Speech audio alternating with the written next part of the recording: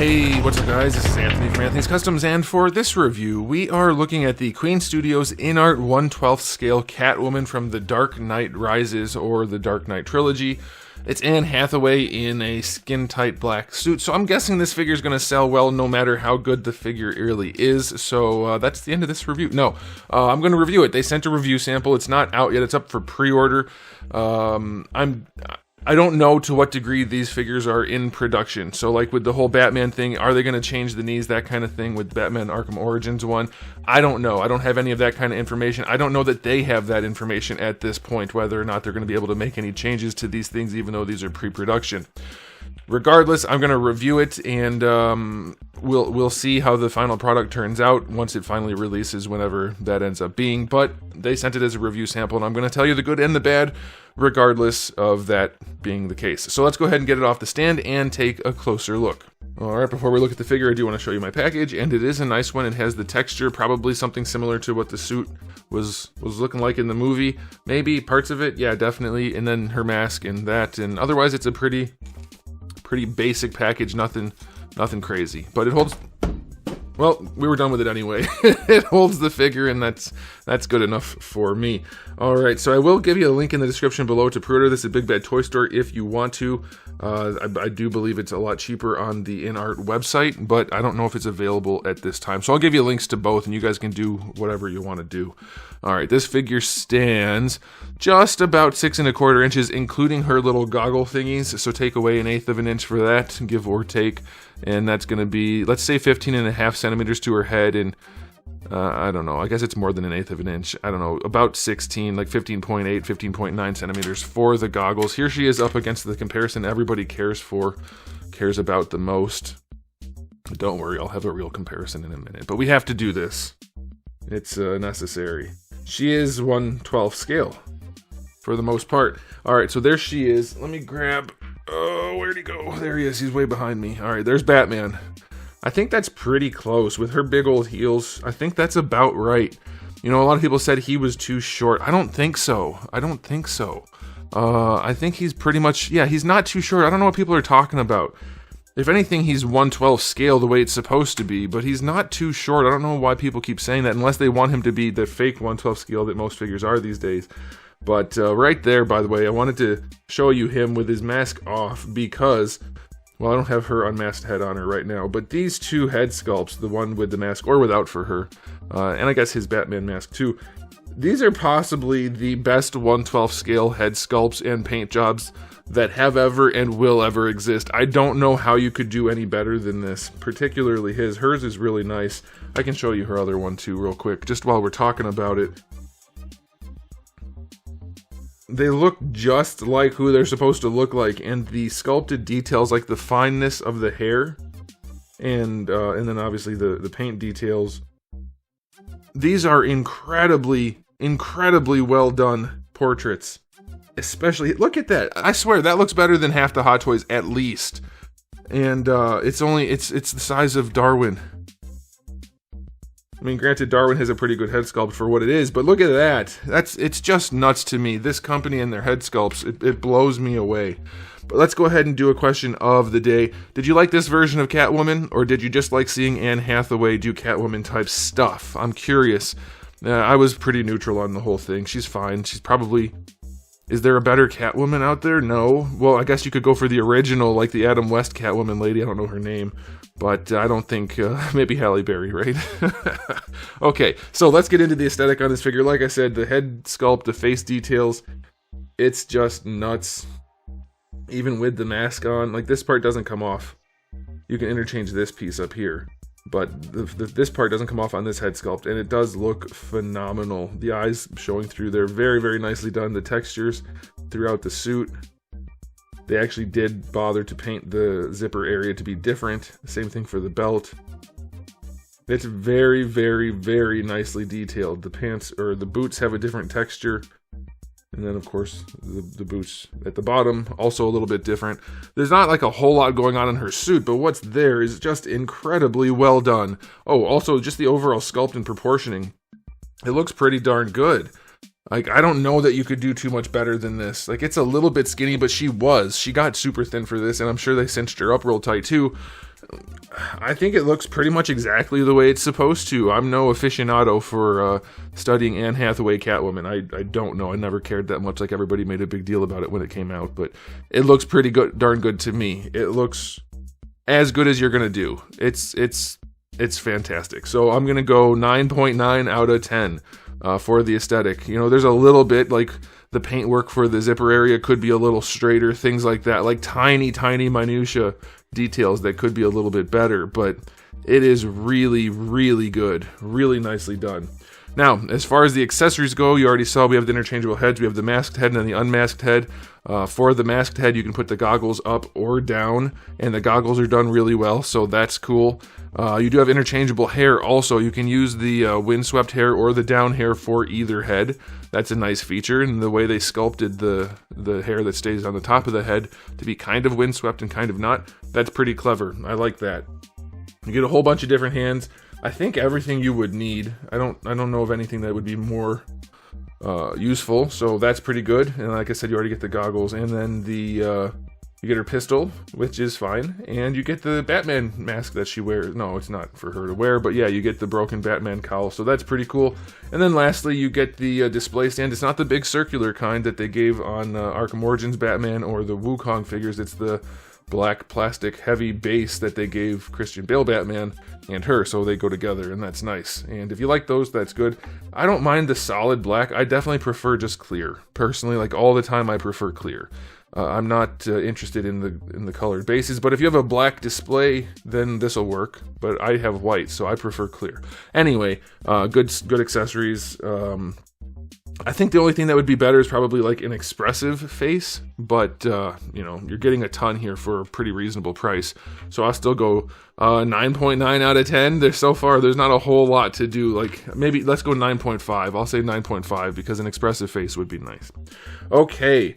Wait a minute. Did she have a whip in the movie or did she not? I don't remember. There's no whip included with the figure. Did she have a whip? That's a Catwoman thing. Maybe she didn't. If she's supposed to have a whip, then maybe only 9.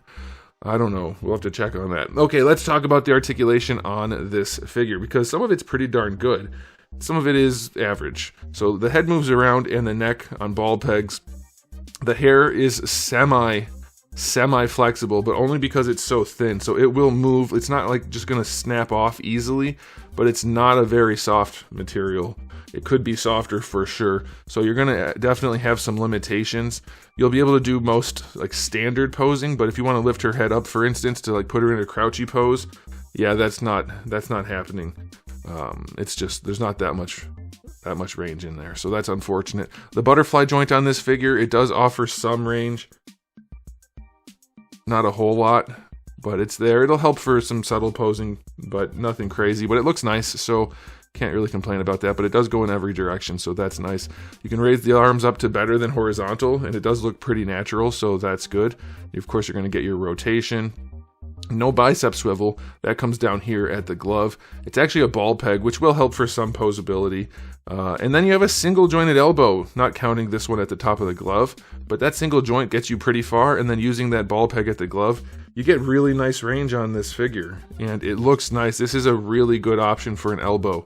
The way they did it, it looks, it's very, very aesthetically pleasing and still gives you good range. You have ball hinge wrists. Those would be fine. You get plenty of range there, and they're a good size. All right, for this upper torso joint, there's a hinge and a ball peg in there. It doesn't lean back really at all on that top joint there, but it does lean forward nicely. So that's pretty good. She does crunch forward.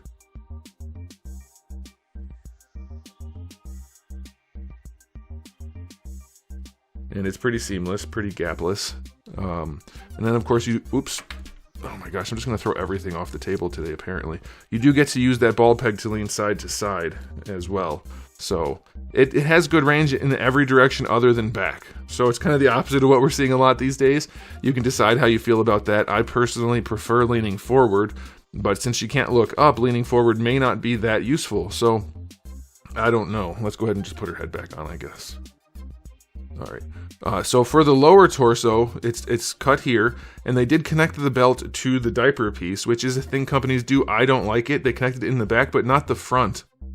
And as a result, it does want to pop up like this, which is super frustrating. And as far as I can tell, there's no reason for it to not just be connected all the way around, because you want it on the top of this diaper piece to hide that seam, to hide the articulation. If that's going to keep floating up like that, it doesn't look good. So I don't care for that. That's super annoying. It's not something you can't work around if they don't change it. But especially if you're willing to glue your figure, just put a dab of glue on there and glue this to the crotch, to the diaper, and then it gets out of the way. But as far as the range down here goes, it leans back only that far. Let's get the arm out of the way. It leans back only that far. I guess you could force it a little bit more. So yeah, it leans back, but you do get this issue with the diaper piece. And then leaning forward is nice. She's definitely designed to lean forward, which is useful because you can do things like this. She can kick really high. Or you can do that Spider-Man pose that everybody keeps doing, like this. I guess it's different for a lady. We shouldn't probably do that. But for whatever reason, every time a new Spider-Man comes out, I see just people posting Spider-Man doing the splits and looking at you through his crotch. I don't get it. Okay, but let's see. Does it lean side to side? Yeah, it doesn't really have any room to lean side to side either. So it moves around. It can go back at an angle, I guess. So that's useful. You'll find some utility in that lower torso other than leaning forward, but not much. It's mostly designed for leaning forward, and it does do that nicely. As you move her torso around, it likes to tuck in, so just be careful with that. You don't want to mess that up. There we go. Okay. All right, so yeah, her torso's good in some ways, and in other ways it's not that good. Now the legs, see how seamless they are? I've been talking about how if you put the joint in the right spot, for years I've been saying if you put the joint in the right spot, you can get really good range out of a hip. And look at that. Full splits, no weird gapping, and it's not even flexing the diaper. I mean, not really, it's touching it, so it's moving it, but it's not doing anything really. Full splits, no nuggets, exactly how you want to do that. They placed the joint in the right spot. It's not that complex. It's a simple situation here. Kicking forward, of course, you do need the softer crotch piece, and that does flex then, but she can kick really high. And again, no gapping, no drop downs. I love that there's no drop downs on this figure, no gapping, and then it goes back too. So really, really nice hips.